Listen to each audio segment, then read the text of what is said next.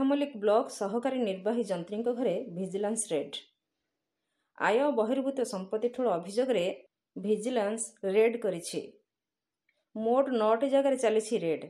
Athmallik block ସହକାରୀ ନିର୍ବାହୀ ଯନ୍ତ୍ରୀ ରାମଚନ୍ଦ୍ର ଶତପଥୀଙ୍କ ଢେଙ୍କାନାଳ ସହର ଗାୟତ୍ରୀନଗର ସ୍ଥିତ ବାସଭବନ ସମେତ ଆଠମଲ୍ଲିକ ବ୍ଲକ କାର୍ଯ୍ୟାଳୟ, ସରକାରୀ ବାସଭବନ, ଢେଙ୍କାନାଳ ସଦର ବ୍ଲକ ବଣସିଂହ ସ୍ଥିତ ପୈତୃକ ଘର ଓ ଗଅନ୍ଦିଆରେ ଚାଲିଛି ରେଡ୍।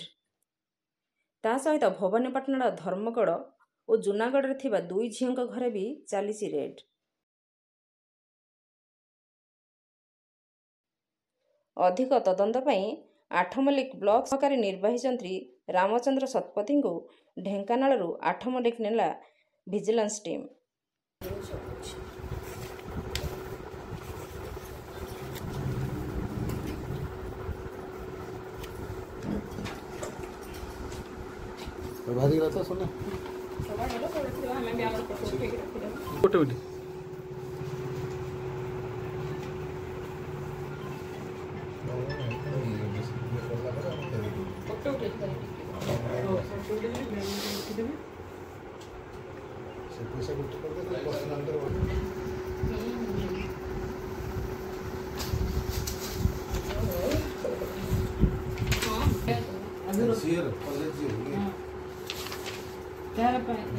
विजयपुर पान कार्ड पाई बीपीयूटी